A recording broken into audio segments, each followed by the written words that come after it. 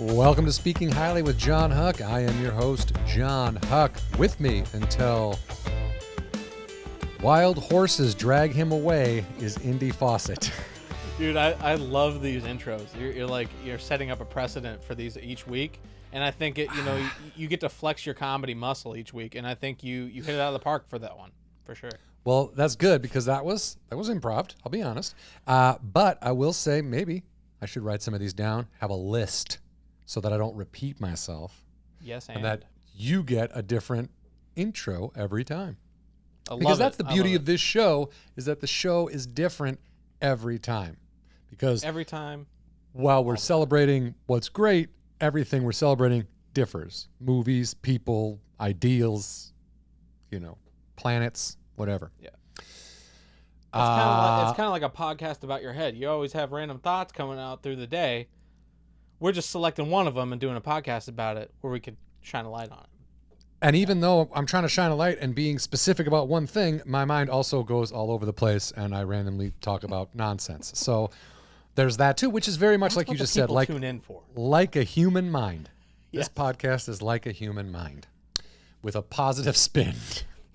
Because this podcast doesn't hate you like your mind. No negative self-talk on this. No negative self-talk. If you're watching and listening to this, you're worth it. Trust me. Exactly. Exactly. Today we are talking about the movie Cool Runnings. Yes. A 1993 release with a runtime of 1 hour, 38 minutes, a PG rating, a Disney movie with a PG rating. Because they say the word asshole. One guy smokes a cigarette, an Eastern European guy smokes a cigarette, and I think that's it. Those might be the only two things that I could see giving it a PG rating, because it's a very innocuous, positive, fun, friendly movie. Yeah. It's a movie about the Jamaican bobsled team from the 1988 Winter Olympics. It's a legitimate story that happened that Hollywood took some massive liberties with, but to this day is considered one of the top 10 underdog sports movies of all time. It's listed up there with Rudy, with The Natural, with Hoosiers, Sandlot I would equate it to, even though that's not like a pro setting. Those movies resonate with people. People love an underdog. And at that time, in the 1980 Olympics, I remember only because of the Jamaican bobsled team and then one lunatic from, I think, Philly, who was a ski jumper, Elke or something, who made the Olympics and was like, that fucking idiot can do it. But the Jamaican bobsled team was comical. I mean, all we knew about Jamaica in the Midwest was that it was hot, a lot of beaches, not a lot of pale people. And everybody smoked weed. That's all we knew. All we knew. And some of that is true. It's hot. People smoke weed. It's Jamaica. What do you want? But these guys really put together a bobsled team and didn't just compete in the Olympics. They got the 7th best time, and they were able to. To this day, I think they're the only Jamaican athletes, team or individual, to compete in the Winter Olympics. Interesting. Which is very cool. Yeah, they don't have any. I mean, first of all, the Winter Olympics are weird. There are some bizarre events. Like, what is the one where you ski and then shoot a gun? What? That's like an event in the Olympics. I don't know that one, but I've been missing out. That's not awesome. Really. It's pretty fucking boring. I mean, I can't imagine that being a thing. They're not making any movies about that. I'll say that. Right. It's not. Yeah. It's not downhill skiing. It's cross country skiing, and then a rifle, like marksmanship. Not like you shoot all these cans, but like a target. It's just. I've watched it, dude. I'd rather watch. Curling is far more entertaining. Yeah. Oh yeah. Legitimately. Sweet. Yeah. But so the Jamaican bobsled team, it sounds like an oxymoron. It sounds like something that's not possible. Right. Bobsledding, you need snow, you need ice. But these guys put together a team, and, the guy who directed it, John Turteltraub, I don't know too much about him. I looked him up. His dad worked on Sanford and Son, and then he just directed an anti-Trump commercial for the Lincoln campaign. He's been directing this whole time. He's been directing movies nonstop. Wow. I mean, so this guy is still an active dude. Seems like he's all right. Seems like a good guy. He directed The Meg in 2018, which is Oh, wow. like, I'm gonna see every shark movie ever made. You make a shark movie, I will see it. I don't care how bad it is. I love The Meg. So yeah, he has his career, and then they kind of hire non-famous dudes to play the bobsledders. I mean, Rawle, that we'll get into his story. He wasn't even allowed to audition. He was a reader. He was helping people with their accents. And then they were like, you know what? You're the guy. You're the guy for us. Like, at first he didn't have enough credit, and then they were like, yeah, actually you're pretty good at this. That's awesome. And then the other guys were kind of found their start with there, and then John Candy being the heavy hitter, the guy who brought eyes to the movie. Like, your parents love John Candy. So they were like, of course we'll watch this movie. John Candy's in it. That's how people in general, I think, feel about John Candy. You'd be hard pressed to show me a movie or to tell me about a movie. Hey, do you want to watch this? And then John Candy being one of the people in it, me going, nah. Right. You know what I mean? Like, if he's in it, I want to see at least what he does. At least let me see what he does. Right. But he plays it.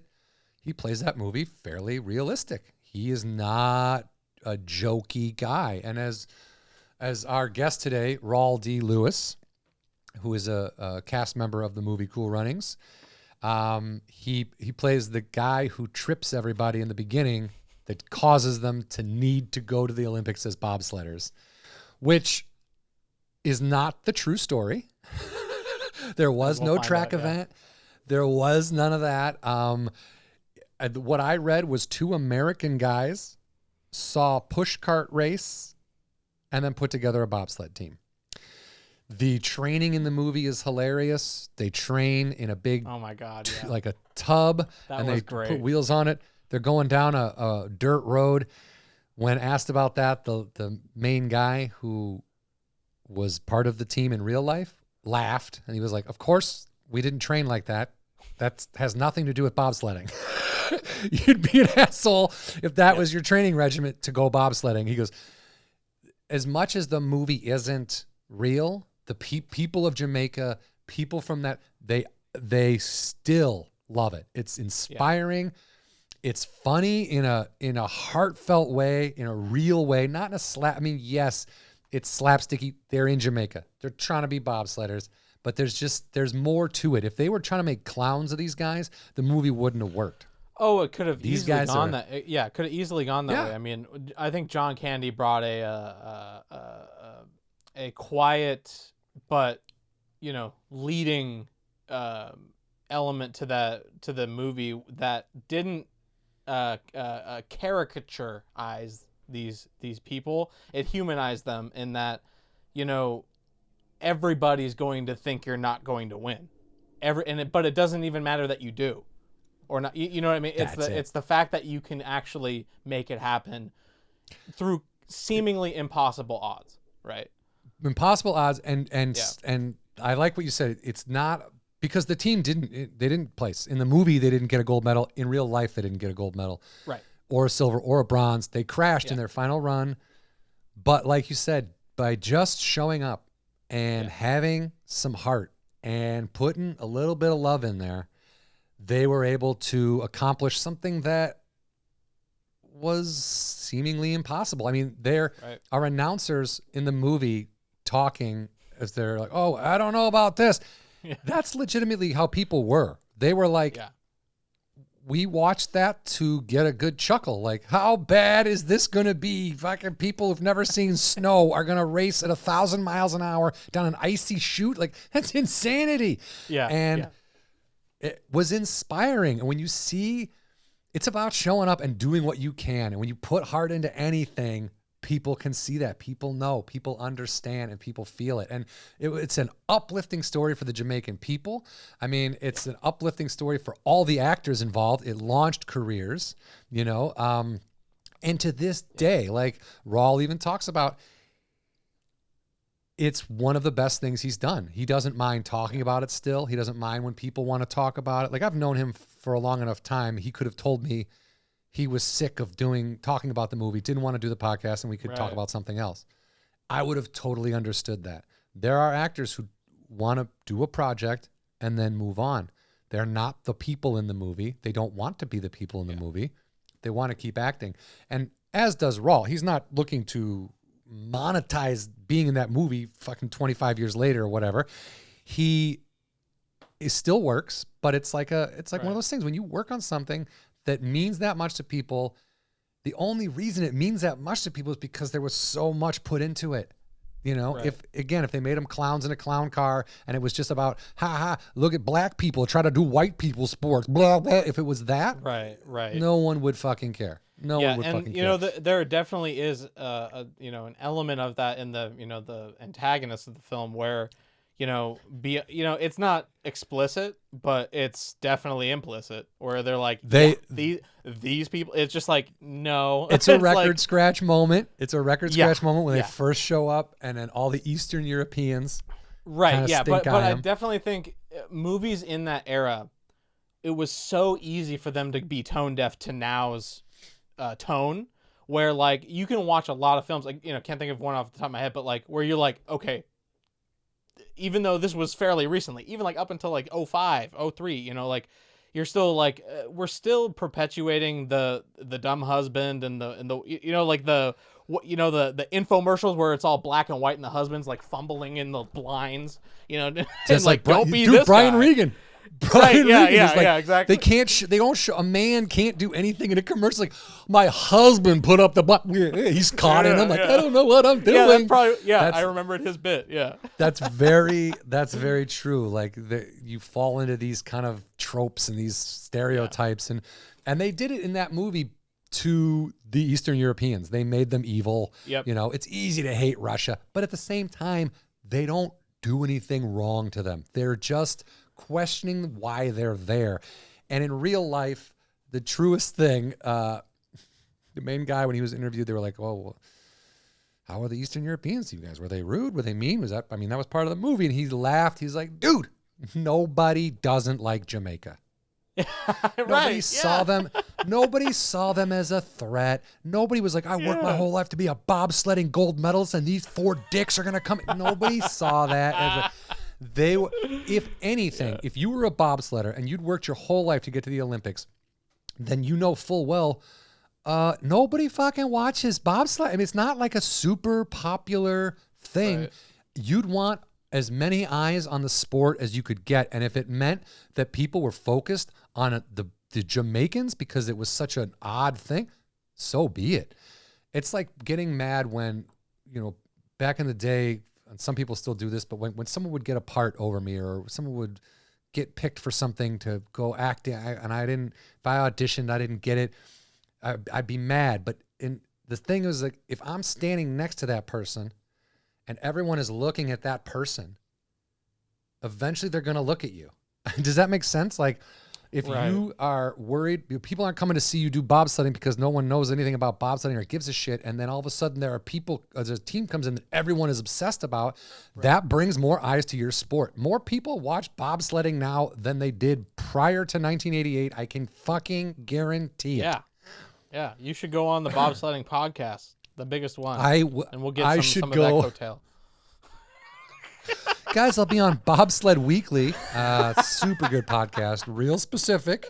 Got about 7 listeners. Yeah, dude. I mean, it's the Olympics in general are just so insane.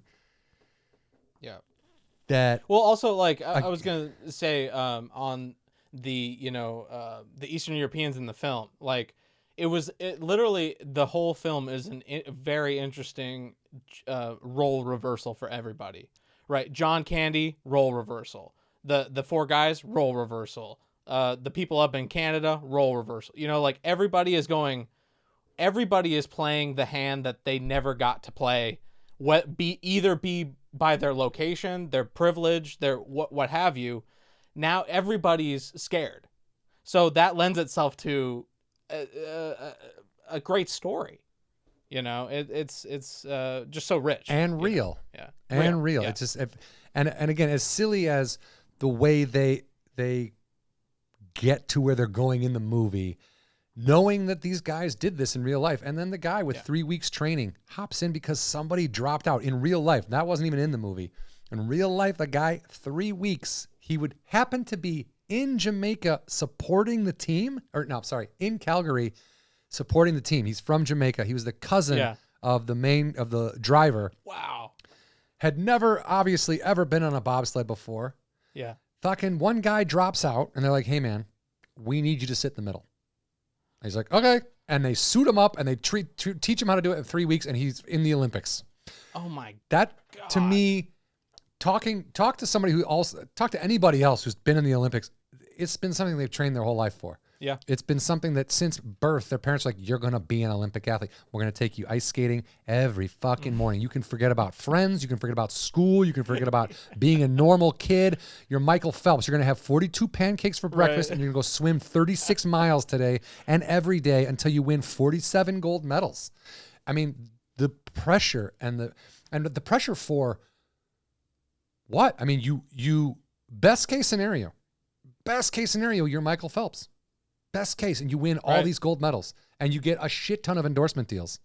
But no one's like, hey man, can you come to my company and swim professionally for the next 30 years? Like there's no stability or anything. There's no, you hope that you make the money, but for most it's such athletes, a rare thing. That's not like, how it goes. That's so rare. Yeah, I definitely, you mentioned this on another podcast. Perhaps it hasn't been released yet. Perhaps it has. We don't know. But, like you were mentioning, like the Who concert where, the drummer collapsed from being passes drunk out or what have you. Yeah, and the guy from the crowd turns out to be just as good, and the show went on. I can play the drums.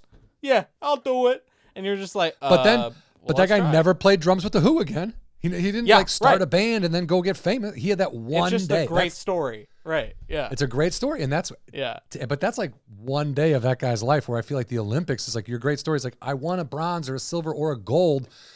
And then after that, I went home and got my job selling cars or in the insurance business or whatever it is. It's like, you can't go on. Right. There's a lot of professionalism unless you're going to be an Olympic commentator or a coach in that sport.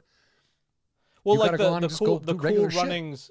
Right, like the Cool Runnings story itself is like, without the movie, like the story of it as it happened in real life, they had to alter it because it was too good to be true. Like nobody's gonna believe what actually happened. It's so interesting. Like it's that monumental of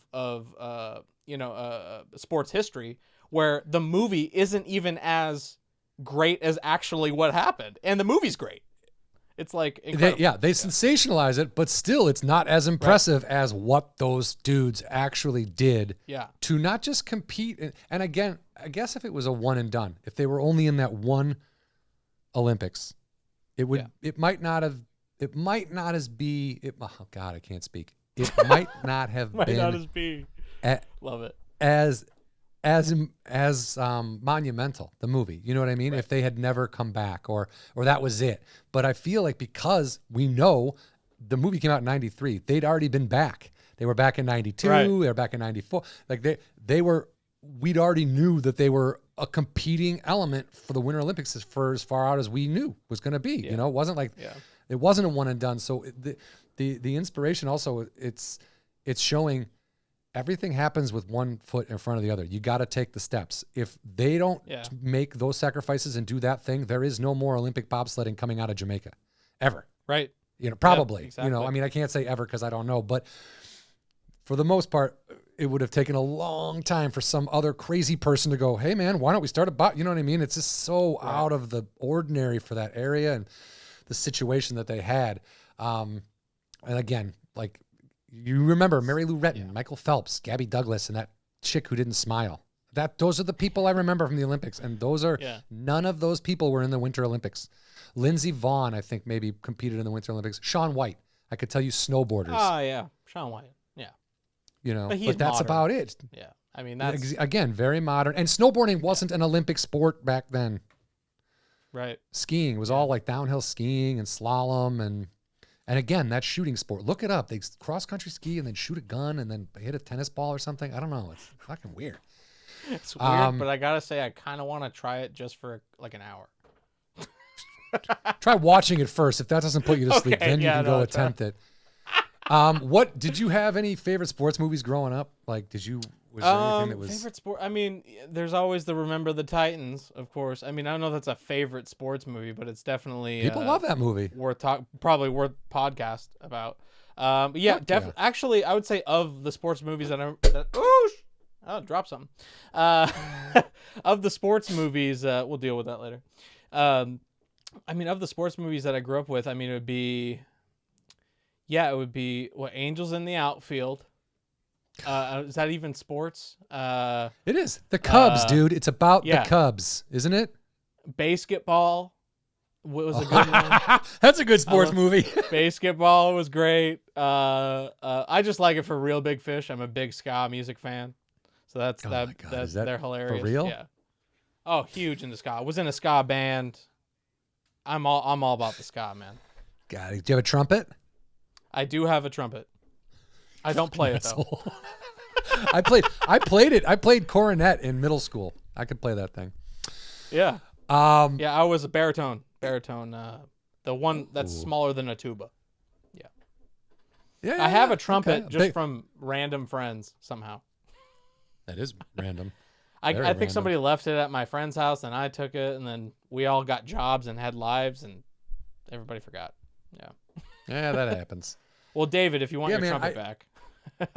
I'm sure David's a big fan of this show. Yeah, David's like, I have got to fucking watch this podcast. Yeah. Again, let's see. Our guest today. I've known Rawle. Man, I want to say close to 10 years now, but it might not be that long. He is. And you know him outside of the context of the film, which is interesting because that's the only context I know him. Which when you show me who was it, I Googled him. I'm like, the Icy Pride, Icy Power guy? That's my guy. I love it. Yeah. That is really funny because I hadn't seen Cool Runnings in a very long time. Didn't remember the cast. Didn't remember anybody in it except John Candy. Yeah. And knew Rawle from stand-up. I met him at probably the Improv in Hollywood. We were just on shows together. And he's, as you'll see, undeniably friendly. It's like the guy smiles at you, and if you don't know him, you're still like, oh, hey, man, how are you? It's like, oh, fuck, I must know this guy because he looks super like somebody I'd want to know. Like, he looks like a nice guy. It's just he's just a super good dude who got a really sweet break by being in the right place at the right time. And also, as we talk about, every time we talk about a movie or a television show on this podcast, chances are from the top down, it was done with some kind of love because the idea that this dude who didn't have enough credits, it's like he was the perfect fit. And it wasn't about getting huge names I mean, it might have been for some people because executives have a sweet, sweet record of just fucking everything they do up and ruining good ideas and taking dumps on things that could be worthwhile. And luckily, because that's all it takes. That's all it takes is one executive to go, well, we can move John Candy out, put Nick Cage in, we'll be good. We'll be awesome. Exactly. And then that's where your movie goes way down the pipes. Dude, and people are like, dude, I'm watching Nick Cage yell at, but what is this? Like, right, yeah. And John Candy, to his credit, this is the only two movies came out after this that he was in before he passed away, Wagons East and Canadian Bacon. And Rawle talks about working with John Candy. I mean, it's great. So great. It's such a, I mean, he's one of those guys growing up where you see him, you know he's likable, he makes you laugh, and you know that if you could, you'd have a beer with him. Yep. With certain people that just have an energy about them that, whether it's by will or not, just shoots out of them. And Rawle is definitely that guy, for sure. Yeah, and just his career has been pretty fantastic. We talk about his early days. One thing I never got to talk with him about, he was actually on an episode of MacGyver, the original MacGyver. Oh, cool. But it's always like, he's always playing like guy in boat number 6 back then. This is so long ago, Yeah. But yeah, we have a great talk, and enjoy Rawle D. Lewis. All right. Oh, back up. No, I think that's good. I mean, listening to all your rules here. Rules of engagement. well, dude, I literally used to do podcasts and just show up, talk, go home, and never ever think about it again. And now this guy's like, well, we're gonna make video and put it on YouTube. I'm like, okay, so now I gotta comb my hair and wear a hat and put a shirt on and no pants though. You don't need to. Dude, you don't need pants, man. I mean, you've seen the news anchors all get busted not wearing pants. Yeah, I think pants are like handshakes. They're like passe. We're done with them? You think we're done with pants? I think pants have gone the way of the milkman and the handshake. They're gone. They're gone. Blacksmith. The blacksmith, dude, not needed anymore. These are all things that maybe after the apocalypse, these might be jobs that come back and people can then go be milkmen again and be blacksmiths. Right. And those are the kind of things we might need in order to help rebuild society. Yeah, I want to be a lamplighter. I want to be wow. Just with the thing that goes around all the tall. Yeah. It's kind of like being the guy who lights the candles in church, but you're lighting the lights for the town. That's true. It's just like a more expanded version. Lamplighter is more of a necessity and more of a practical. After the apocalypse, I mean, then thinking that I'm going to be an altar boy in a church somewhere and having to light candles after the apocalypse, probably not going to happen. I'm going to give you a quick intro because first of all, people already know who I'm talking to. But very funny stand-up comedian, which is how I met you, was doing stand-up comedy. Right. Host of the Stop, Drop, and Rawle podcast, which is new, correct? Right, that is correct. Yeah, from, this was, your IMDb made me laugh so hard. Spy Hard, Tracy Takes On, and the movie we're talking about today, Cool Runnings, of course, right. Rawle D. Lewis. And how are you, man? You know what? You're a friend. You just call me Rawle D. Lewis the first. Yeah, well, it's important that people know the middle initial is there, because I just go by Rawle D. But if you say Rawle Lewis, if you look that up, very famous cricket player. Exactly. And this isn't. You get it. I hope this isn't. You guys could be related, meaning. Big smiles, like you guys, like that. That's all I mean. Like I looked at him like could be a cousin, could be like a family name, but he also I don't think has an E at the end of his name, his first name. I think he did. He did because I keep getting the Google updates because Google sends you these things and it says Rawle Lewis is. He scored 27 runs or whatever.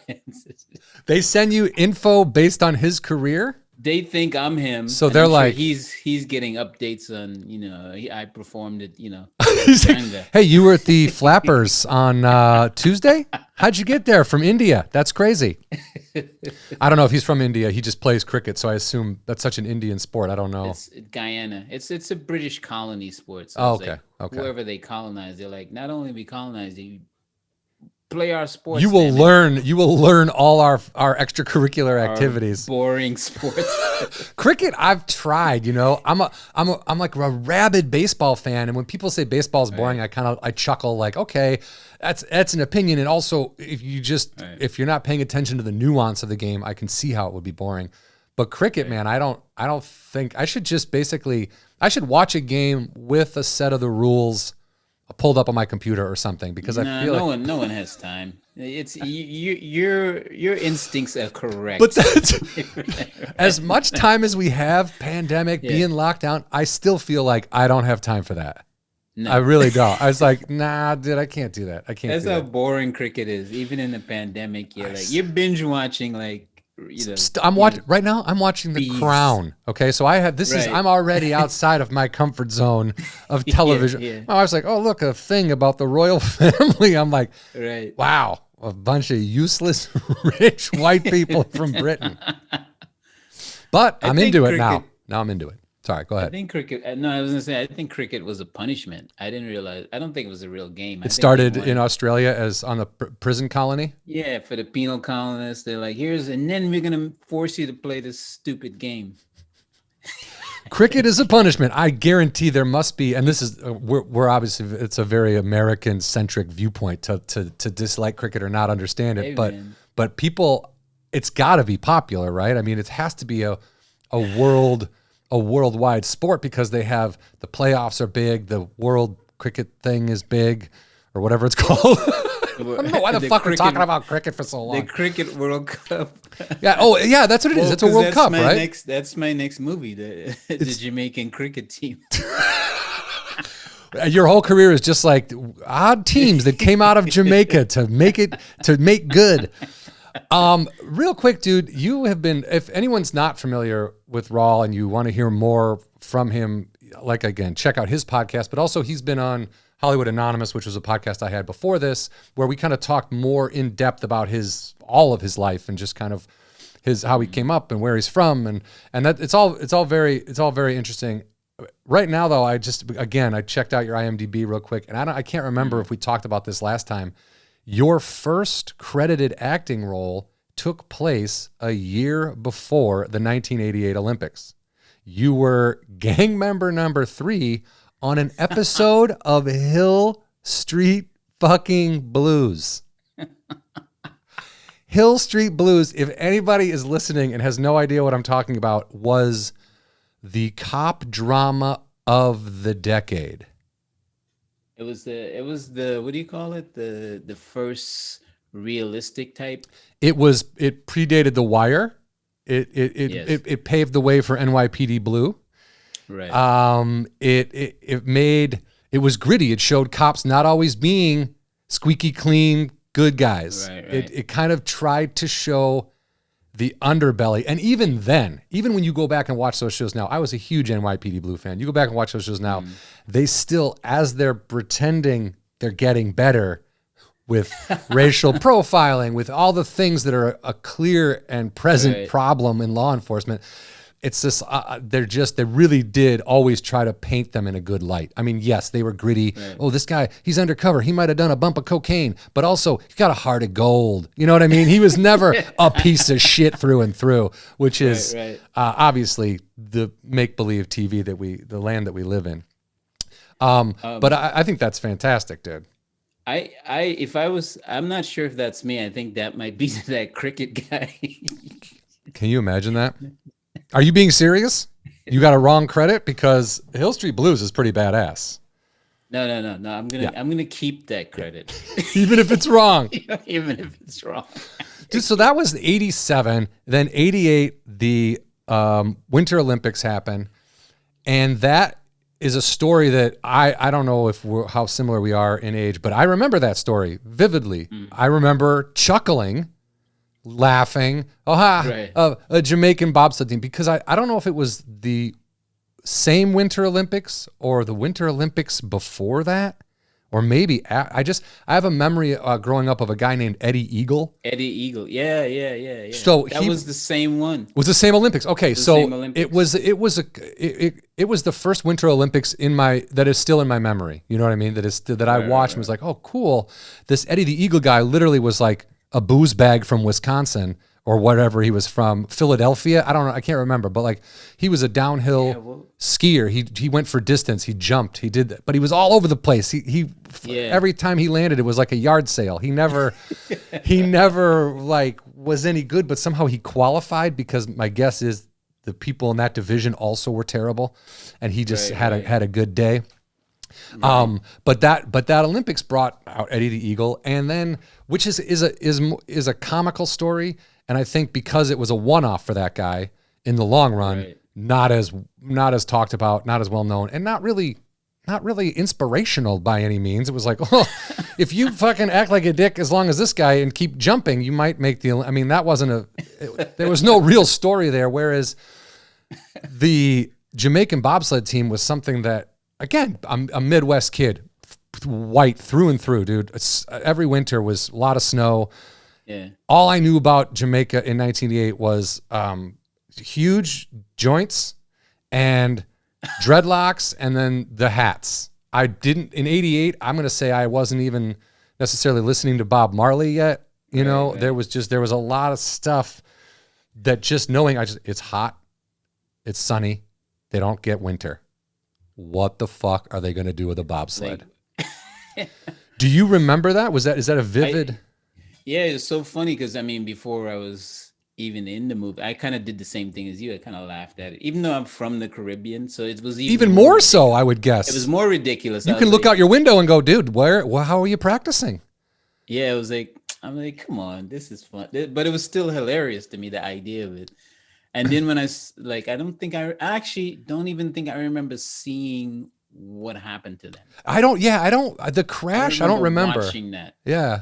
I don't think we watched Winter Olympics that much. I don't think it was a big thing in our list. I gotta think. You hadn't moved here yet in '88? I think that's right around when I moved here. Okay. Wait. So hold on a second. No. Yes, I had moved here. I moved here in '85. Okay. The year the Bears won the Super Bowl. 85, 86. I'm trying to remember when I moved to the States. I'm sure I could check my passport. Well, my guess is it was 80, 85, I think. Yeah, because then 2 years later, Hill Street Blues. Oh right. You know, and then again, this happens, and by 1993, they made the movie about it. You know, Right. But I was just curious if that was. I mean, you remember that, and even though it was comical, and this is what I think is the difference of the Eddie the Eagle story and the bobsled story, is that even though the concept is comical, the fact that they showed up for real, but beyond not the movie, the actual legitimate story, they showed up, they competed.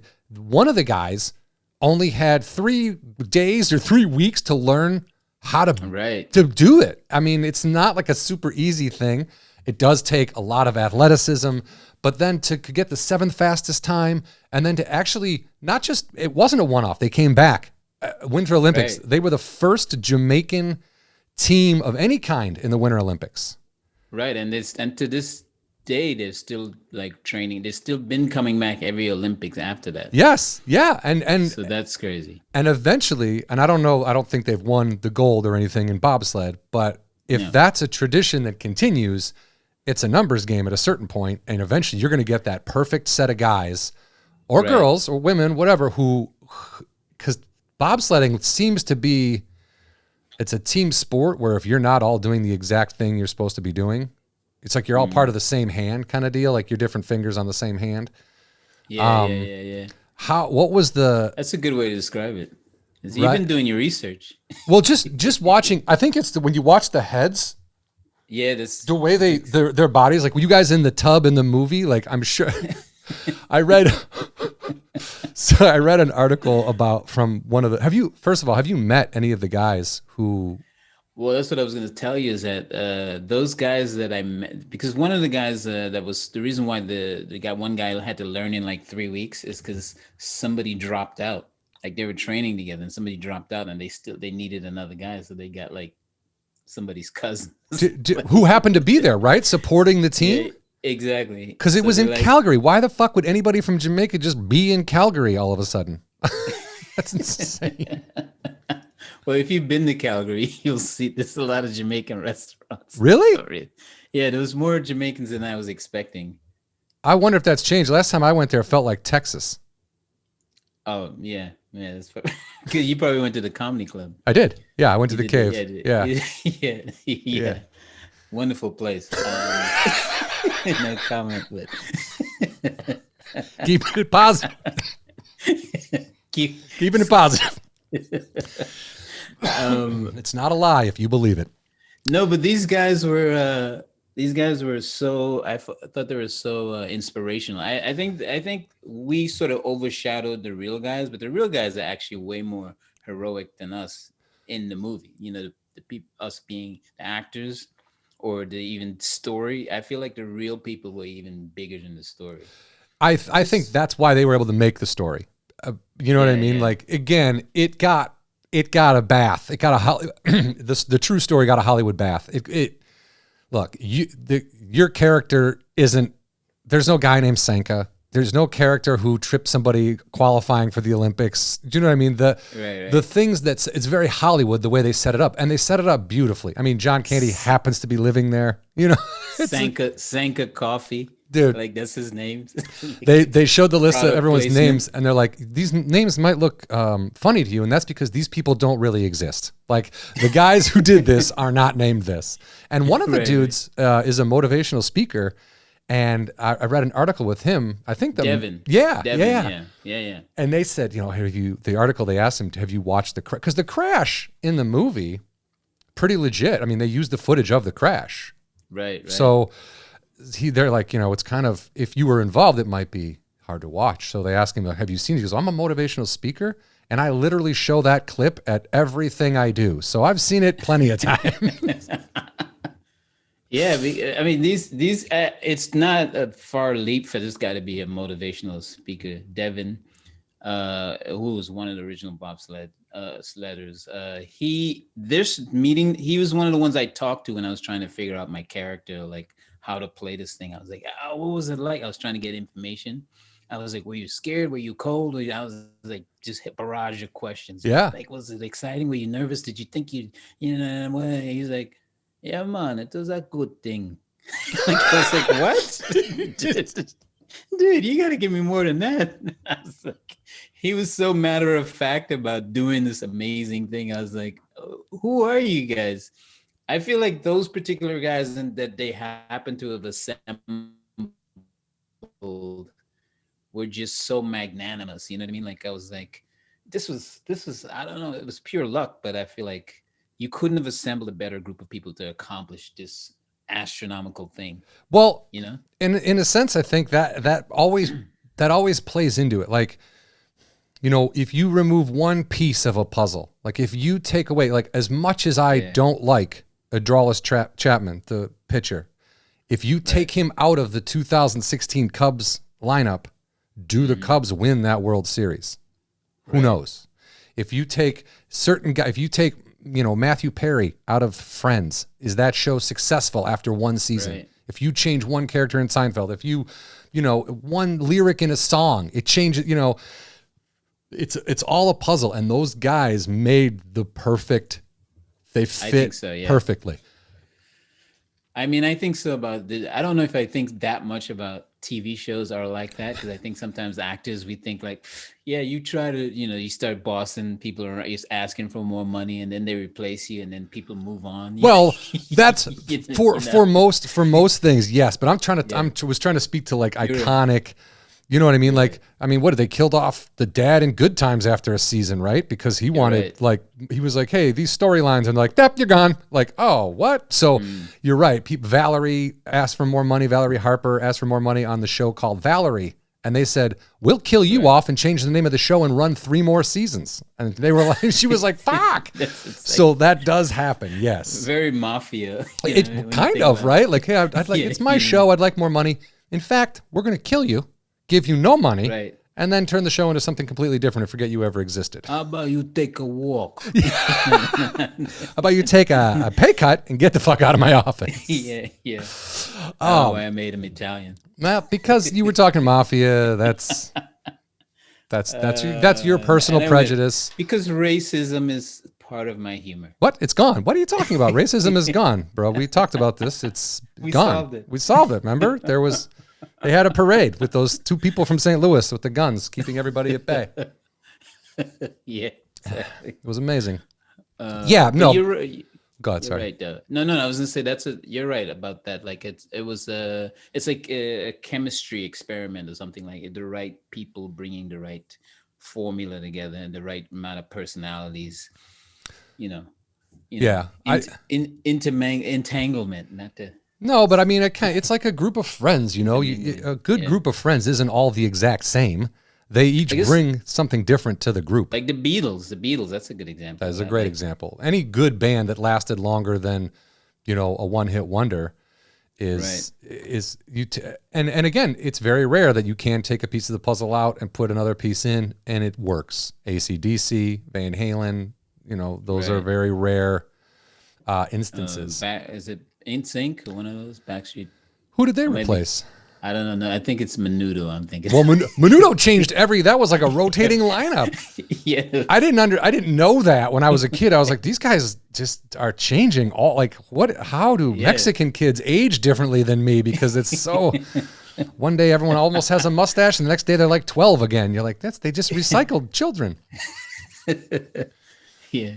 But you thought it was a Mexican thing.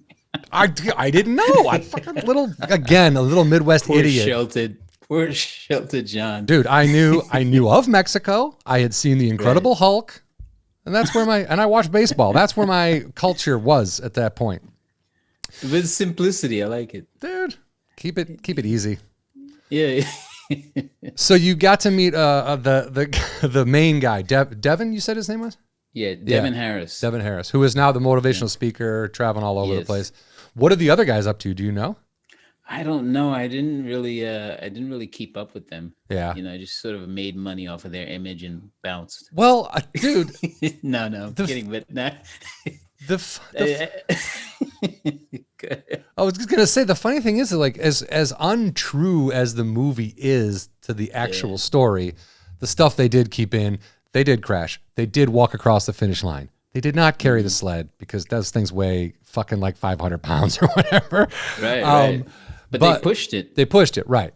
But so they crossed the line and they came back. So those things were kept in the movie, and the bobsledders knew the movie was kind of blown out of, made into a Hollywood thing. And the fans also knew. The people from Jamaica who would watch it, they knew the real story. They'd followed the whole thing. But they still embrace that movie. People still love it. It's not like they're like, they didn't capture any of the real. It's like they still love that movie. Even though they know that might not have been how it went down.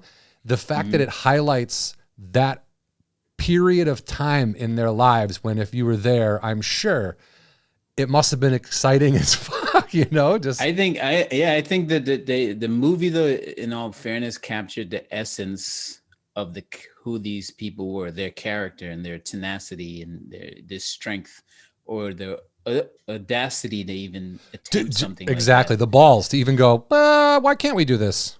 Yeah, chutzpah. There you go. That's very Jewish of you. I don't know. Yeah. I like Yiddish words because they capture exactly the meaning of something. Sometimes it's so specific. Yeah, you know what I mean. Yeah, it's like it shocks people though. What? Is he using with Yiddish? Hey. Own it, baby. Yeah. Don't be a schmuck. I don't use Yiddish. It makes you sound older. This, just so you know, it does make you sound like someone like sort of old, an old uncle or something. That's like, that's my Uncle Rawle. He's from the homeland. Yeah, that's how he talks. Yeah, exactly. That's how we talk in Trinidad. It's like a Trinidad thing. And that's where you're. Oh, geez, I just kicked my camera. And that's where you're from, right? Trinidad originally. Yes. Okay. So yes, which is it's a good thing to clear up, because a lot of times on I don't know if it's on what we Google or one of those Wikipedia, it's like Ask Jeeves. He's from Trinidad. Wait, maybe he's not. I was like, I think what's the maybe he's not? Why is that? Well, here's the deal. I did a interview in one of those British magazines. I can't remember the name of the magazine, but and I said, they were asking me about my credits and all that stuff. And I said, so I was telling them how I got in Cool Runs. I said, I made up all this stuff about my credit because it was pre-Google. So in my resume, how you lie in your resume and you say, I was in that movie, in this movie. I had plays that I was in middle school listed in my first resume. Well, I had that, except my middle school, my earlier career allegedly was in Trinidad, because I figured who's gonna call up a theater and see if I did a play in Trinidad? No one. Right. They just have to kind of even if you had that now, they wouldn't even do a Google search on that, I bet. Like, what? I'm not looking that up. Right. It's too much energy. Dude. No, but so I said to the guy, I said, yeah, I lied about all my credits in Trinidad, and he wrote he Lied possibly about lied about being from Trinidad. Like he said, there's no Google, so he lied about being from Trinidad. So I was like, wait, I didn't make up a whole culture. I didn't make up my life. I just made up some credits. Jesus. Yeah, exactly. So then I would consequently after that, I would start getting like I would get an interview and people like, so are you not from Trinidad? And like like people trying to Get mad. hold me to the fire and people from Trinidad, hey, are you from here or not, buddy? Like like I would get all these DMs. Well, because they probably before they read that were like, that's my guy. There's the guy that's from where I'm from. There's the guy who I can relate to. And then they're like, oh, this guy, he's not from where he says he's from. It's like, motherfucker, nobody's legit. And then that's why they're like, it's probably a little hostile. Like, hey, bro, are you or not? Like, what's up? People love conspiracy though. They're like believing that they want to hear the scoop, What would first of all, what would the scoop, other than pretending to be there so that you could get what is the scoop there? Actor lies to get role. Like, oh, fucking mind blowing. That's a story. Right. But you didn't just go in and audition for this thing. No. I was helping them cast the thing. I was the reader. You didn't have enough credits to be considered an actor. No. Isn't I was not. that fucking stupid? Yeah, well, I mean, that's kind of how they do it. Here's the deal, John. They were afraid of the movie. So they were thinking, no one's going to, like right now, we all think it's this great thing, or well, not all of us. I'm sure there's people who hate it, but. First of all, honestly, I would love to meet someone. I just rewatched it the other day because I wanted it to be fresh in my mind. Mm-hmm. And then I was reading all these articles, and you see, how the Eastern European bobsledders are assholes in the movie. In this article with Devin, he's like, first of all, nobody was mean to us because we're from Jamaica. Who doesn't love Jamaica? Like to watch that movie and then I can see maybe being indifferent to it and going, yeah, it's a cool story, whatever, I don't care. But like to go, no, fuck that movie. Nah, like you gotta be, well, you're probably a Nazi. I don't know what else you would be if you didn't like that movie. No, I think it was mostly Caribbean people who were kind of like, well, that wasn't authentic enough. Do you know what I mean? And like Doug isn't, he's not from there, Jamaica. is he? Yeah. No, well, his dad is Jamaican, but he was doing here's the deal. What happened to us was where people, it's hard to explain that to everyone, so I just leave it alone. But what happened was they were afraid of us doing really thick accents. They were like, hey, they kept saying Iowa for some reason. People are not gonna watch this in Iowa. Like, where are you from, John? I'm from Illinois. It's next to Iowa. I know what they're saying, but also there's gotta be more of a fuck those people. This is the movie we're making. And then reach the audience the movie was intended for. Do you know what I mean? And that's not, it might not be crusty old white farmers, but it's going to reach people. But we couldn't say that. Like I couldn't say, hey, fuck this. This is the accent I'm doing. It's a Disney movie. This is your big break. I don't care for any of this. You guys are pieces of shit. Goodbye. Yeah. Oh, thanks for coming in. Psycho. You would be interviewing Marlon Wayans right now about because that's who probably would have played it. They probably would have made the whole thing a Wayans Brothers affair. Right.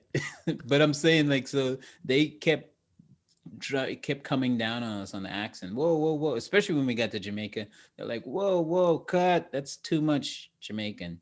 Because we got more authentic because you're listening to people. You're talking to the locals. Exactly. You're just, I would sound Jamaican after a week there, You're sleeping with Jamaicans. So you're like, I'm gonna start talking Jamaican. Yeah. This is how I talk to the ladies when we're done shooting for the day. Yeah, exactly.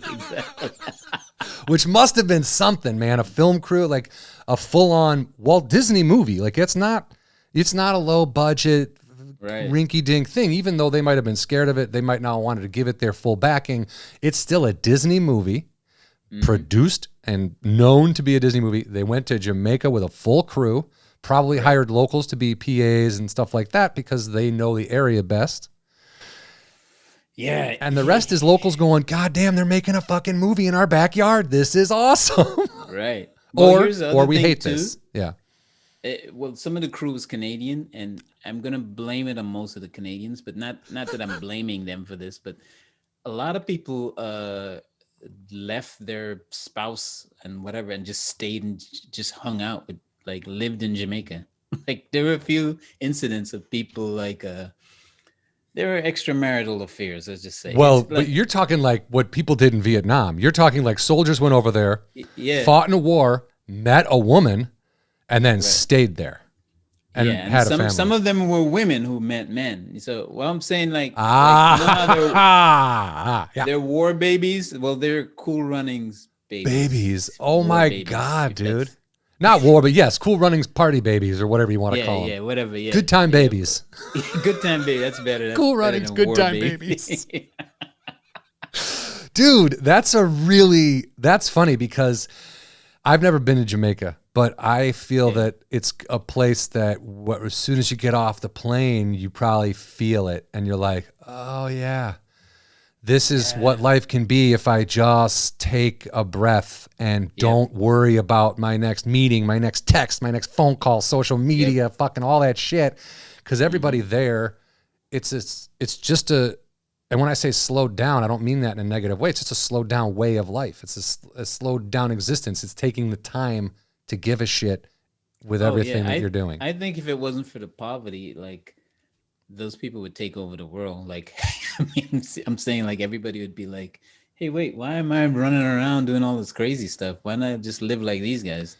It's that we send kids to Washington, D.C. in 8th grade in America. That's like a thing. You could take a class trip, go to D.C.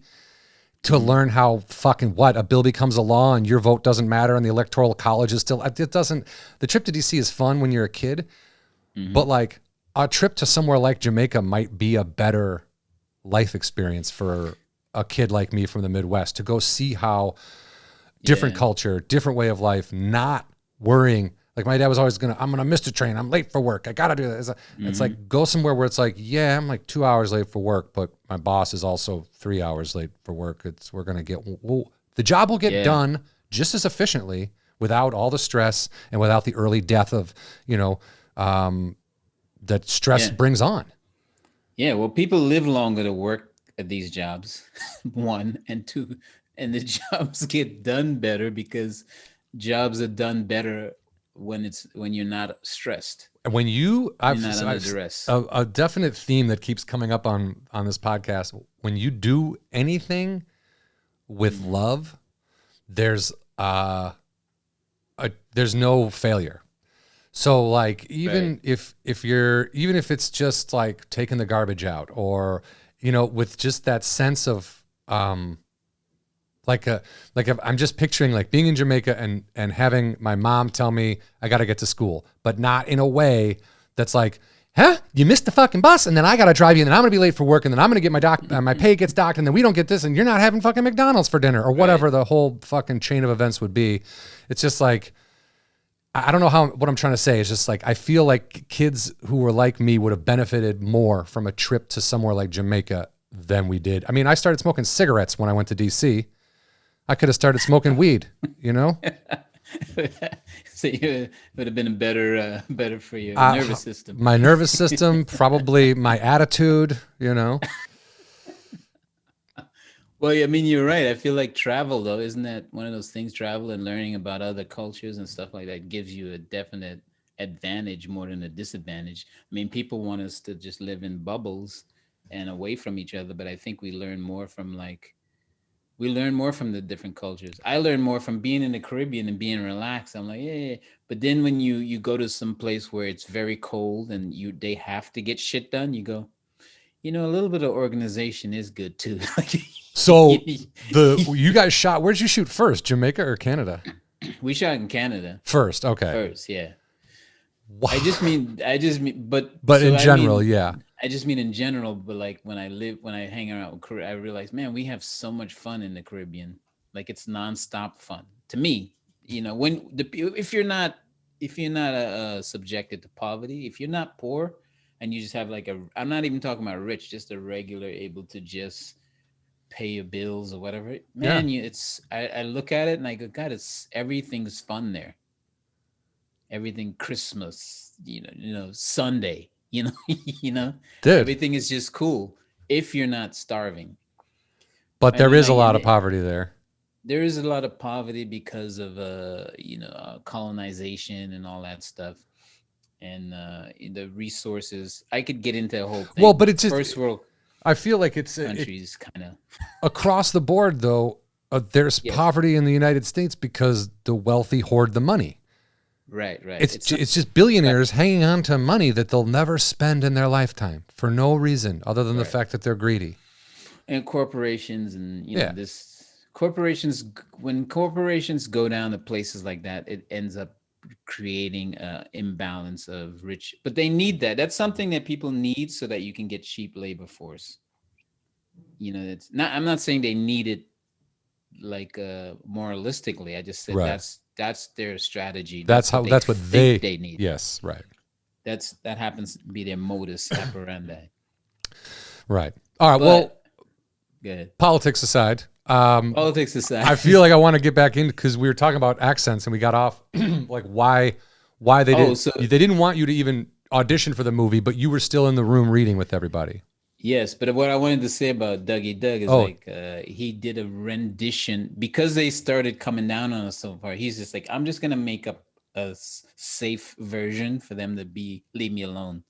So he came up with like his fun Jerry Lewis, if Jerry Lewis was a Jamaican accent. Is that how he described it, or is that how everyone else described That's how it? I described it to him. And Ladies, go. And then I think he kind of embraced it, Yeah. He was like, you know what, let's just get him off our backs. And because, it's funny because I had him on my podcast. And when I hear him do the accent now, I was like, well, I always think, well, that was a good Jamaican accent. Why didn't you do that in the movie? He's like, I wasn't allowed to. And he was like, are you crazy? You were there. You saw it. And it's true. Especially me, too. They kept saying, whoa, too much. Because I was supposed to be an erudite, like a rich kid kind of a. Yeah. So I had to be, they said, you could have no accent at all if you wanted. That's what they told me. I go, well, I'll do an accent, but I'll lighten it up. Interesting. But I don't get much flack, but well, to my face, but I'm sure behind my back, people. Do you think that there are people that are like, that accent is such shit? Like, I mean, Honestly, I don't think people completely know. I think people sometimes, most people are fine with even Devin is like, yeah, I get it. But I think Jamaican accent's hard to do. That's what Jamaicans people like. I see a lot of movies and most people fail at it. We probably would have done much better if we were allowed to be free. Yeah. To just do it. But I just know that some people kind of like some people who are, especially the more we get into like, everybody's on Google and the world is just aware of each other now. We're just in each other's space. And we're like, wait, I just watched a YouTube video and that's not what he sounded like, And the guy from Kingston. No, but that's a good, the internet makes people think they know you. Right. It's like, because I've seen your stand-up, I've listened to your podcast, I've seen all your movies, and you're on my computer screen where my friends go, so we're friends. Yeah. I know you. I have the right to comment on your life and your existence. And they, exactly. They think that Facebook friends are actually friends. Really? You have 3,000 friends? Really? Dude, I love that. I used to, when Facebook started, people back in Illinois, you got 5,000 friends? I'm like, yeah, what's that joke? Like, I got 5,000 Facebook friends and I still can't get a ride to the airport. So I don't have any fucking friends. What are you talking about? Right. Cyber friends, sure. People that pay attention to if I do something, which I am very appreciative of. No. Yeah, I'm just here to judge you. I'm not here to actually be your friend. Not going to be your friend, but I will tell you when you fuck up and call it out for sure. Yeah. Forever. Because as long as the internet exists, which probably forever. So I'm sorry, I'm just kind of getting this. You're You were a reader for the Oh, auditions. right. Not an actor. You were hired because this is what I think is funny when you talk about the accent thing. You were hired because of your accent. You can do. Yeah, you're right. To help people with their accents. So you're like a Because- authenticity guy, and then they're like, no, that's too authentic. Yes. Well, here's the deal. When they actually started filming the movie, like I actually think that Disney didn't want to do this movie, but they wanted the story to Sister Act 2 or whatever it was. The same producer had some sort of story arc about a gospel singer, about a person in the inner city who had changed these kids' lives through teaching them in the choir and stuff like that. And they wanted that story arc. They're like, hey, we could add that to Sister Act 2. But it was a separate script altogether. Much better script than Sister Act. But anyway, this is a real thing. So wait, so Sister Act 2, you're saying is better than Sister Act? I'm saying that the actual real story, it wasn't that they added to Sister Act, was based on a real person. Ah, okay. And so the producer of Cool Runnings had that story, and they said, hey, we'll take your story, we'll buy your story from you and add it to Sister Act. And she says, all right, well, let me do my Jamaican movie. And I was like, all right. That's how Cool Runnings kind of got done. Wow. And so how funny. And I'm sorry, I don't care what, I mean, I guess I don't care what your opinion is, but in my opinion, Cool Runnings has reached more people for better than Sister Act or Sister Act 2 combined. And I'm not saying the story about the lady isn't good. I'm saying Cool Runnings is a movie that should have been made, and for them to hesitate on it is funny. It's laughable. Yeah, I think that same producer, her name was Dawn Steele. I think that she got the essence and the dignity of the movie, and I think she just she knew it wasn't going to be an exact story, but she goes, I want to capture the essence of what these guys did, and John Candy also had the same sort of goal in mind. Well, I'm definitely going to ask you about Candy. I like that when you said dignity. I like that because Dawn Steele, the producer, that's right. Like, even though the movie is technically would be considered a comedy, probably, the characters aren't clowns. They're not clowns. I buy that they're real people who had these things happen, and now they're kind of thrown in on this team. It just there is like it's a dignity. It's respectable. It's not like, hey, we can't. It's fish out of water in the best possible way, and not in a slapsticky. Right. You guys aren't the Three Stooges or the Four Stooges. You're playing human beings. You gave these people life. These characters life, like a legit, grounded existence. Yeah, we were playing it real. I mean, it was humorous, but we were playing it, and especially when you're around these guys, we've got to meet the guys, and they're not buffoons, but they're athletes. They're actually pretty good athletes, dude. You know what I mean? They just happen to have not been bobsledding, but they're badass athletes. First of all, to compete in an Olympic sport that you've basically just picked up, proves that you have an Olympic prowess that is beyond most human beings. Right. Because I don't care what the sport is, most people that make the Olympics have been doing that thing since they could walk. Right, exactly. They didn't just pick it up when they were in their 20s or late teens. And they had the environment to practice on. The push, they had the parents driving them every day. Fucking do it. Like it's insane. It's insane. And they're doing the sport in the elements that they're conditioned to living in. Yeah. Like, these guys were not. There's no snow in Jamaica at all unless you go inside a refrigerator. But even then, it's not enough to make a bobsled track. So there's not room. Yeah. They make it look, the training they give them they make you guys do in the movie. Yeah. Is completely. It's for comedic effect only. It's to show the people. It's like a montage of the community getting behind you, kids around laughing at you. You're attempting this. It's a try. Right. Candy's pushing you guys. But like when the guy, I read the article with Devin, and he's like, no, you can't train for bobsledding in a push cart going down a rocky hill. That doesn't make any sense. It's ice. You're going on ice. So how did they train? What is there? How did they fucking get on a bobsled and figure it out? Well, I saw one of the things that they had training in Kingston, and was it's actually a track. There's actually a bobsled, but they're pushing it on a track. It looks like a train, a rail, kind of like when you see it roller coaster. Yeah, like a dolly track kind of deal. Yeah, and they were actually pushing it and that stuff, and they worked on that for a while. Oh wow.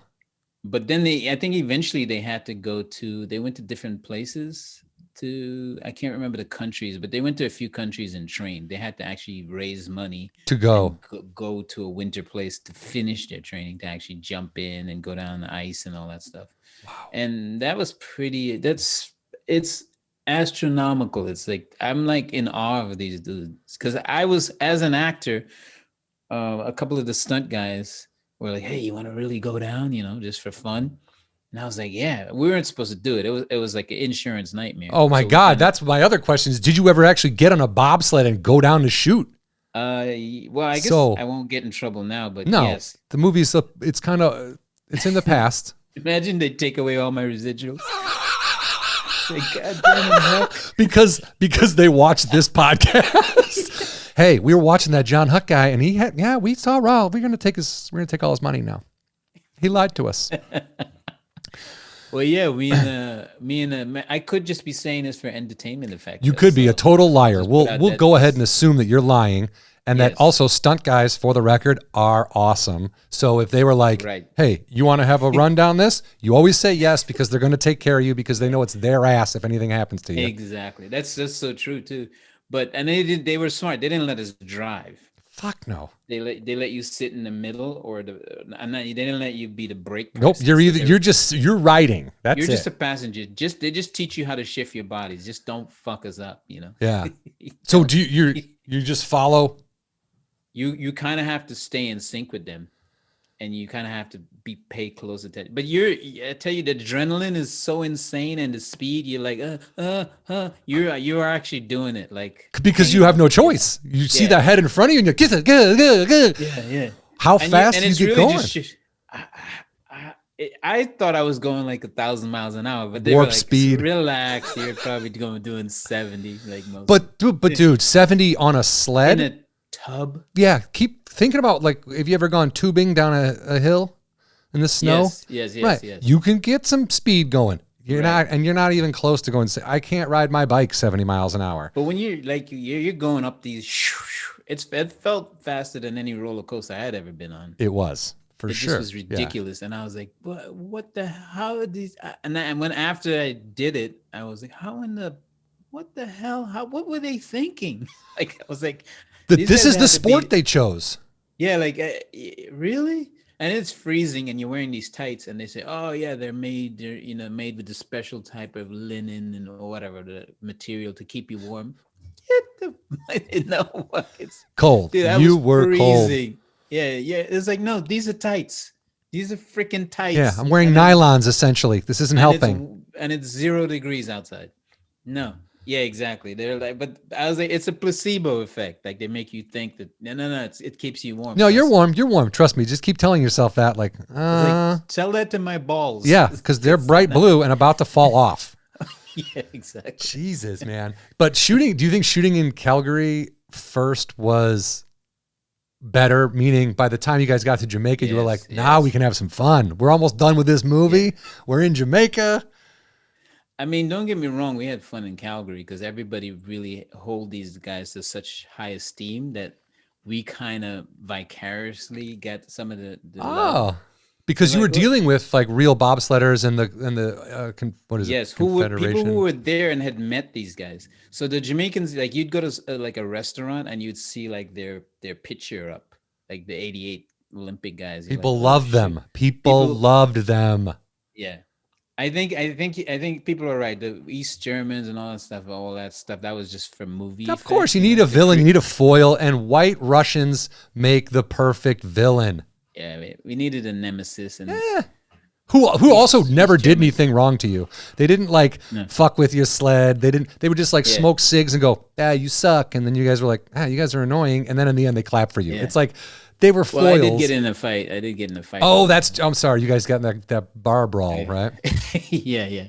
But that's because you need to have a bar brawl in a movie. It's about hard drinking athletes. Yeah, we need to let off some steam. That's true. They do push you to fight. That's a good point. But still, even then. Yeah, when you had to show that there was skepticism about, because even the Jamaican people back in Jamaica were skeptics about us embarrassing the country and all that stuff. I think that was for the movie. You mean? Yeah, in the movie, and I think that is a big Caribbean theme because there's so much the country relies on tourism and also like their publicity. Yeah. So anybody doing anything to make them look silly or stupid or laughable.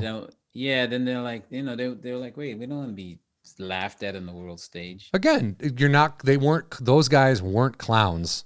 So the comedy in the story comes from physical activity and the idea of being fish out of water, but not laughing at you. Right. You know what I mean? There's never any of that. That was, I guess, Calgary. That interesting. I'm psyched that you did get to take a bobsled run.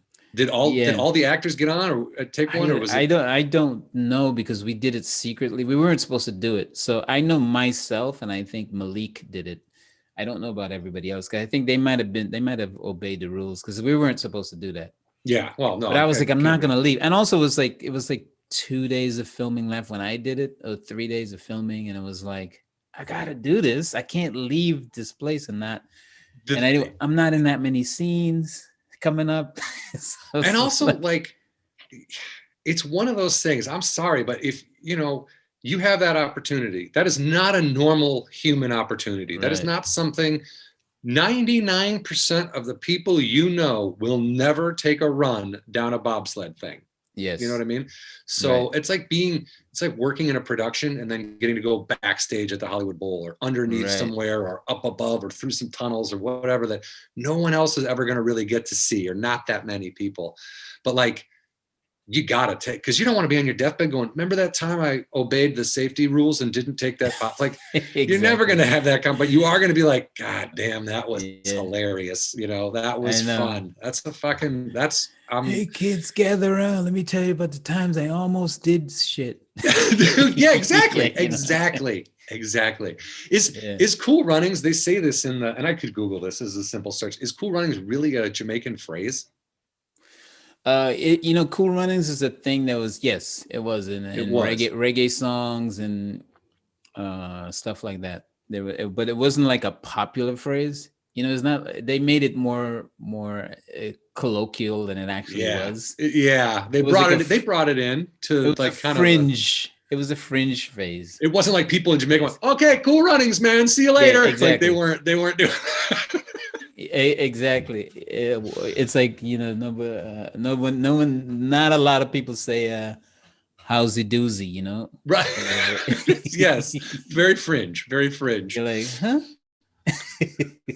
You talked briefly about working with John Candy, and now this was the third movie, like he only had 2 more movies come out after Cool Runnings before his death. Right. Yeah. So he was already at the end of his career, in a sense, with Cool Runnings.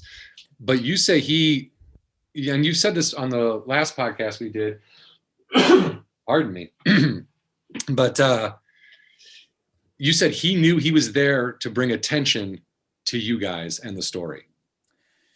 Yeah, I think he well, the way he explained it to us is that he knew get some water, man. Yeah, no, I'm sorry. No, I just don't know how to mute this, so you have to hear it. I feel bad. No, I don't care. It's a podcast. It's a pandemic, man. You think That's true. I don't want people to think I'm dying either. Yeah, you could, as long as you're healthy, you're okay, and it's not a COVID cough. Exactly. We're good. There we go. All right. Anyway, but by the way, it's a pandemic. You could do whatever the hell you want at this point, and it's all acceptable. I'm with you, dude. I think he thought it could have been treated like foolishly or slapsticky.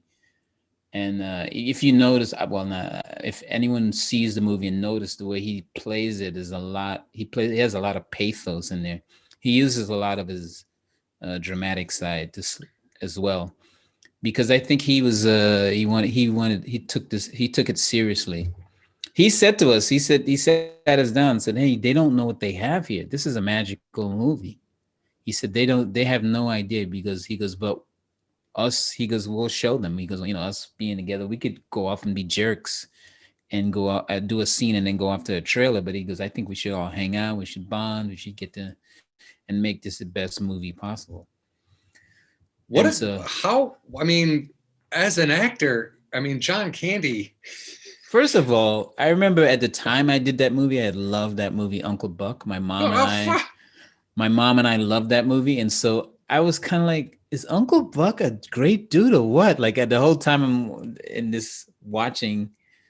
Isn't that great though, to see a guy who you like, for an actor from a movie that you love? Yes. And you meet him, and you don't just get to meet him. You're working with him. You guys, you have more screen time in that movie than John Candy. You know what I mean? Like, he's there working with you guys as an equal. And that's great, man. And he wants to hang out. Like, I can't imagine. Yeah, go to dinner and stuff. You guys, you want to grab dinner? Like, what? Like, it's so. But also, the truth about him, though, he's not a movie star at all. He's kind of like you in a way where you don't come off like, hey, I'm a great comedian, guys. No, I don't. For good reason. But that's a plus. When you meet Huck, you get, Huck's a great guy, and then you see that he's a great comedian too. You're like, shit, that's really cool. So John Candy was like that in a way, where he's like you at no point, after a while, a few minutes of talking to him, you're not like, oh, the great John Candy. You're like, he's just a dude, such a regular dude that just happens to be dope on the mic, as they say, Yeah. He must have been right at home in Calgary, though. Yeah, I feel like he's Canadian anyway. He's Canadian. He was making fun of us about being cold and stuff. Oh, well, also he had a little more layer. He had a few more I know. Layers of skin on him than you did. Yeah. But that's an interesting point, because he doesn't play. I do laugh his opening scene when he's talking to the radio and they're listening, and he's bet his money on a horse named Tumbleweed. I think, he's like, come on, Tumbleweed. And like, but it's not a comical. He's not playing it for comedy. It's just comical that he's that big of a dumbass that he would do that. Right, but he doesn't like, he smashes the radio, but he doesn't like have a lot of, it's similar to Planes, Trains, and Automobiles. Like, he's not necessarily as funny as how funny the situations around his sincerity are. If that makes sense. That was what was great about him, though, too. His acting is that he was able to sort of morph into he didn't try to upstage anybody or anything. He just played the realness. Even if the guy's broad, he played the realness of it, and that's what made you fall in love with the characters he plays. Dude, Yeah, but he was a lot like his persona on screen. I mean, I hate to be that guy, but like, he was the dude was just a big heart, nice. Like, I saw him, how he treated his fans and stuff. I mean, just grabbing people and putting them in a headlock like strangers. It's like Chris Farley. How Farley used to talk to fans. Yeah. I had friends that were in Madison, Wisconsin, out drinking one night, and they ran into Chris Farley. And they can't, like, wherever I was, I ran into them later, and they told me this story, and they were like, dude, we ran into Farley. And I was like, oh my God, what was that like? And I'll never forget my one friend, he goes, dude, he was more pumped to meet us than we were to meet him. And we were fucking pumped. I was like, because it's just that thing, how you doing? Like, bigger than life. And like you said, headlocks and what's up? He's basically Candy treated everyone like he was their older brother. Exactly. He was good, but he also was one of those guys who was like, would look both ways. And can you believe we're getting away with this? Like, we're getting to do this for a living. That was never lost on him. I think that is such a key element Yeah. It's like me and Brian Irwin used to talk about this, because where I live, when I go out, try to go up Gower, and I can see the Hollywood sign. And every time there's a split second that's like, fuck, man, that's awesome. And I've lived out here 21, 22 years at this point. And every time I see that sign, I'm like, oh yeah. Even when I'm going up Vine or going up Gower, and there's this homeless, but it's like a zombie town, I'm still like, hi, that's why. Yeah, Hollywood. That's right. All right. It's just something that clicks. And when, and the magic of, can you believe, like, whenever you're working, which is can be so far and few between, but like every job, you're always like, someone's going to figure out that they probably shouldn't pay me to do this. You know what I mean? It's like, And you feel like you're getting away with something, and when you're having fun and you're with people that are also having fun, it shows in the acting, it shows in the directing, it shows in the final product. And that's what you guys have. I mean, every actor in that is probably the main guy would be the least actory in terms of like what's going on now, I would guess. Yeah, probably. But because I feel like I see you, I see Doug, I see Yul Brynner. Who fucking decided? Was it just because he was bald? Yes, but I will be honest, that is definitely a Jamaican thing or a Caribbean thing to like give people nicknames that are that attributed to movie stars. That's, I'm from Trinidad, and in Trinidad and Tobago we have steel drums there, and one of the greatest steel drum groups was called the Gay Desperados, and that's off of a Western.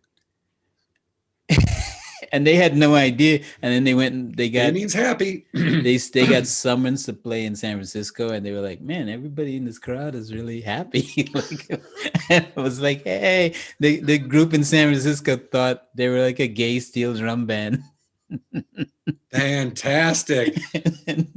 and commissioned them to play at like some gay parade, and the people had no idea what was going on. So is that real? Yeah, that's real. That's fucking funny, dude. Man, people in San Francisco really like our steel drumming. Yeah, exactly. But giving people nicknames. I remember dudes named Clint Eastwood and stuff when I was growing up as a kid. Like they would give people names because the guy found a gun once, Hey, Clint Eastwood. And then from that point on, his name was Clint Eastwood. It's very funny. It's like one thing related to one. It's like the connection is barely there. Right. I think it's Brett Ernst used to do a joke about how Italian people insult Black people by calling them famous Black people.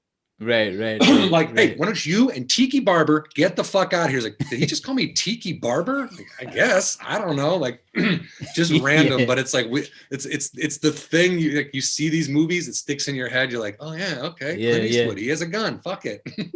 That's really funny. Yeah, but Yul Brynner, that dude works all the time.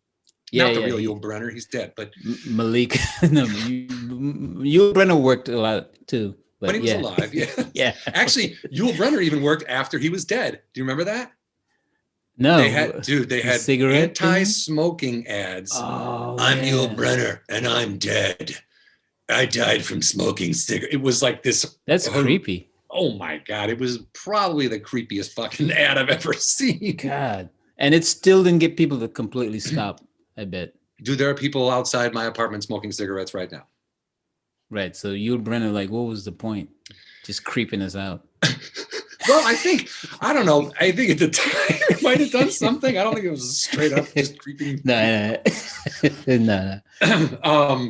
But yeah, so anyway, Yul Brynner. But again, you guys work since that movie. You've been working actors. You know what I mean? Like, yeah, I've been getting parts here and there, but I feel like I do more stand-up than acting. Well, that's because you have that skill, I think. You know what I mean? Like you're able, and you like stand up, right? You enjoy it.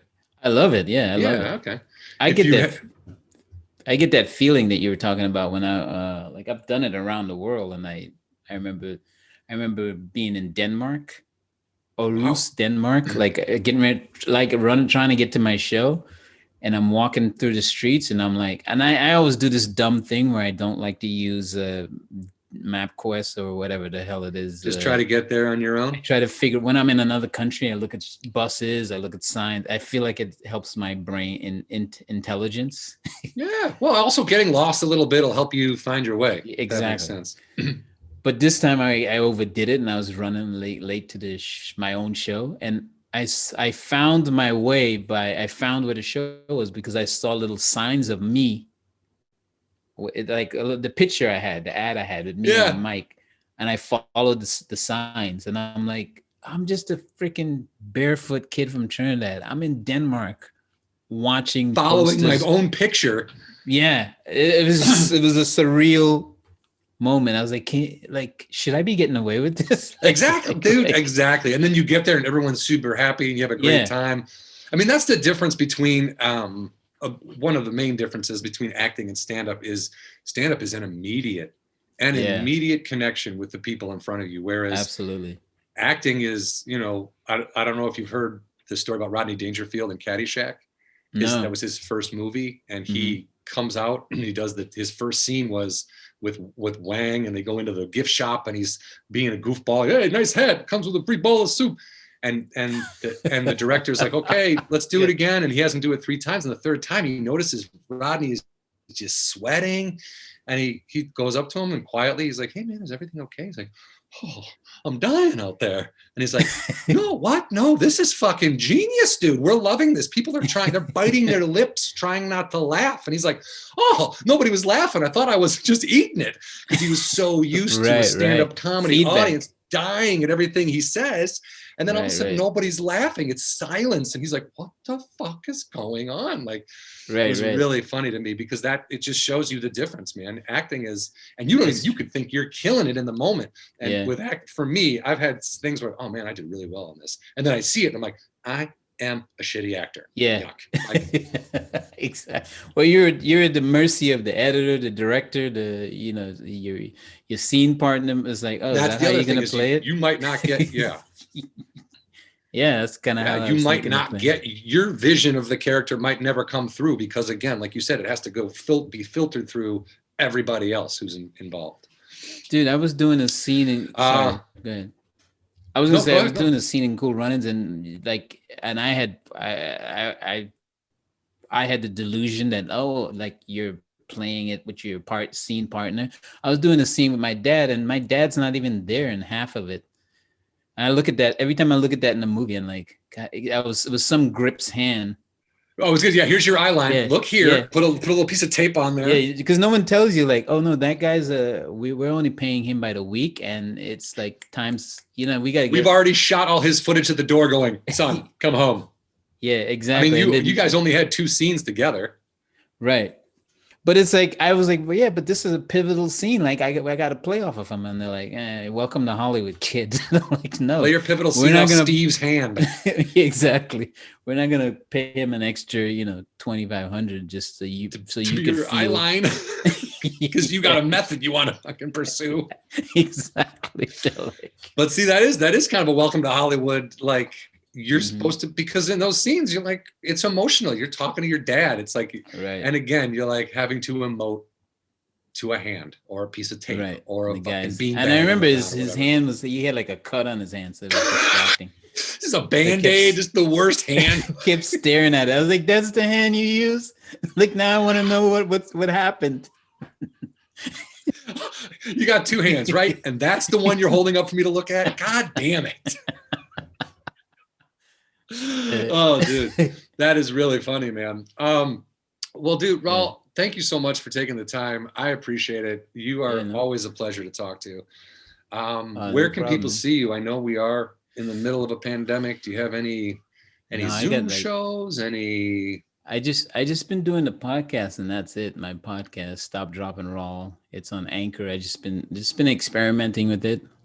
You need to come on and be. Yeah, you want to come on and do it? No, I can't. I'm sorry. Of course, dude. Yes. Yeah. Come on. Go ahead. Well, I was going to say, I saw you had Doug on. I didn't know. Oh, yeah. That was fun. Are you guys all still in touch? Well, I hadn't been in touch with him for like 3 years, so the podcast really feels like you're eavesdropping on our phone call, and That's awesome. We're just like catching up and going at it, you know. And that was kind of fun. That's all. I mean, I have like maybe one show, I think, at an old folks home, the comedy Really? show that's supposed. Yeah, but I haven't been feeling like getting out there because we're in this Epic Center. Yeah, because you don't want to be a murderer. Yeah, you don't want to help murder people. Old folks home seems like a terrible place to have a outside comedian come in during COVID. But they're all in the parking lot, and we're way they wheel back. them out there.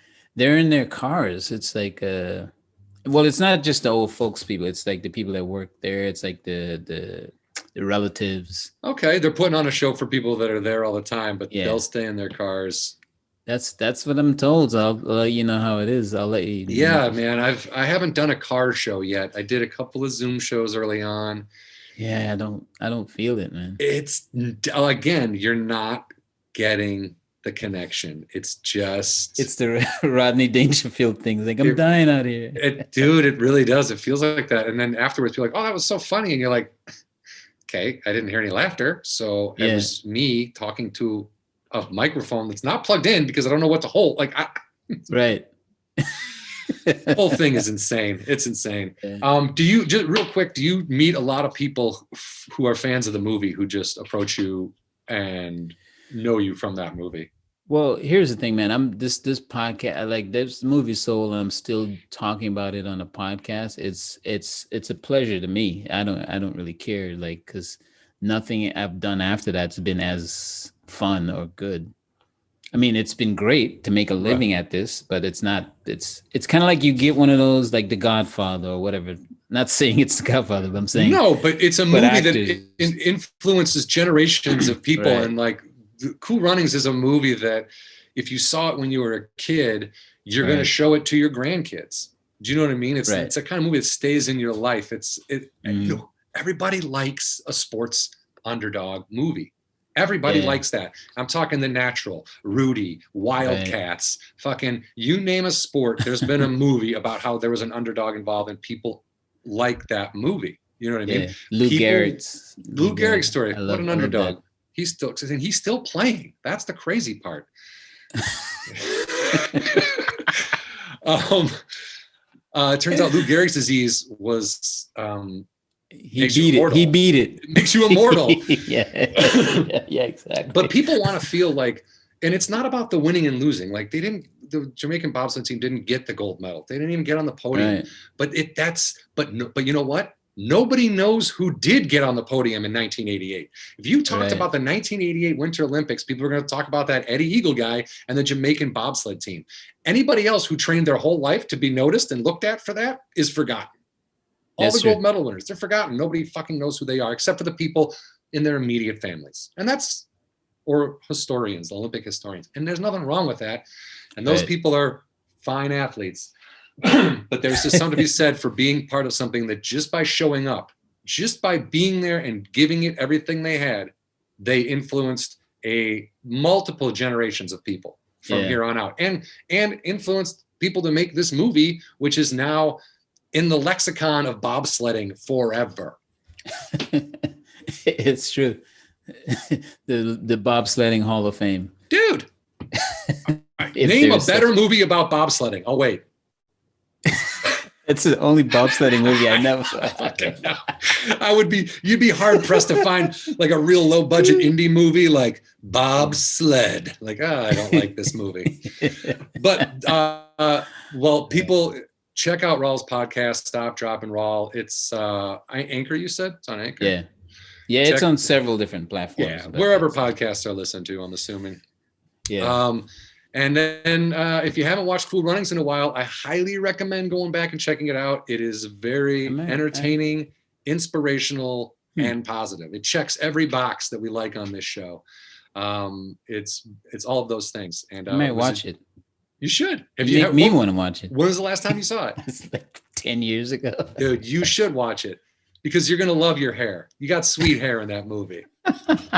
It's like this weird, it like comes over and then sort of comes up on the sides. It's it's intricate. I was trying to do a Carl Lewis. That's who was popular back then. I thought you were about to say Carlton. I was trying to do a Carlton. Carl Lewis. That it kind of yes. I can also see how a little bit of aerodynamics because it looks like it's kind of almost like the wind might just. That's how my head's shaped. See, I don't know if you've noticed. It's like a house, like a roof of a house. Well, I think that's a normal. You got a normal shaped head. It's not abnormal, but the hair comes up kind of on the side. Yeah. It's a good look. It was. Well, I was also losing my hair in high school, so. so old before your time. Yeah, people used to ask me to go buy him beer. Hey, like, get Rawle doing. He's 14, but he looks 35. Yeah. I'm doing it. I'm doing it in reverse. Well, dude, thank you so much for taking the time again. I appreciate it. Again, always a pleasure. Love you, buddy. And thanks, man. I'll stay talk safe. to you soon. Yeah, you too, man. You too. All right. Later. And that is Rawle D. Lewis talking cool runnings, guys. Again, the D is important. The D is important when you look him up. He's not the cricket player. Don't forget that. Not the cricket player. No. You couldn't mistake him for the cricket player. He's Well, Rawle D. The thing is, you can. They have similar smiles. You could literally go, they're related. I mean, it's not that far-fetched. The merit of his acting skills will say different, John. Absolutely. But what a fascinating story. What a way to get the part. What a way to just my mind is blown by anybody who works with people like John Candy and gets to have those experiences, obviously a life-changing movie for him and for the people involved. The Jamaican bobsled team as well, even though their story isn't told 100% accurately, they are behind the movie. They love it. People of Jamaica love that movie. It is inspirational for sure. Yeah. Definitely. And, me, being born in 93, kind of growing up with that movie kind of just being on, and my parents loving John Candy and watching it together. It's a great way to, shine a light on a story that, maybe people before, my time knew, but I wasn't aware of until this movie, and it's just a great coming together where people can, everybody's story is flipped. It's such a great story that only lends itself to what the hell is going to happen next.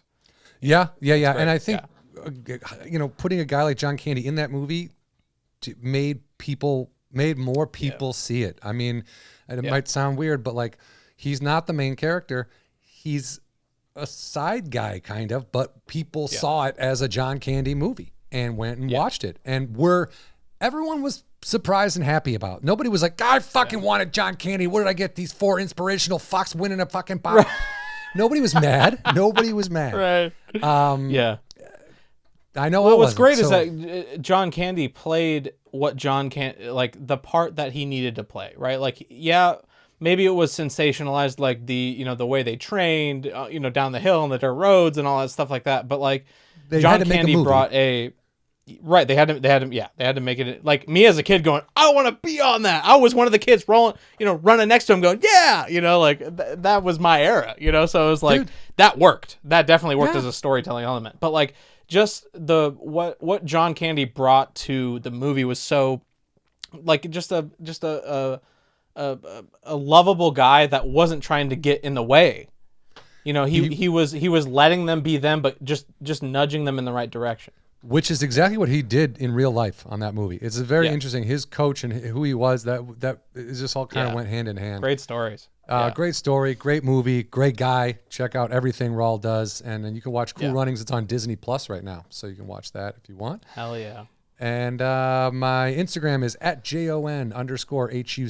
My Twitter is @JONHUCK. Those underscores, man. Well, yeah. No underscores in mine. At Indy Fawcett. Keeping it simple. Fawcett like Farrah, Indy like Indiana. Sounds like a weird 70s sex move. I gave her the Indiana Fawcett. Yeah, you know how that goes. Thank you so much. Failed podcast. Thank you so much for tuning in, and see you next time.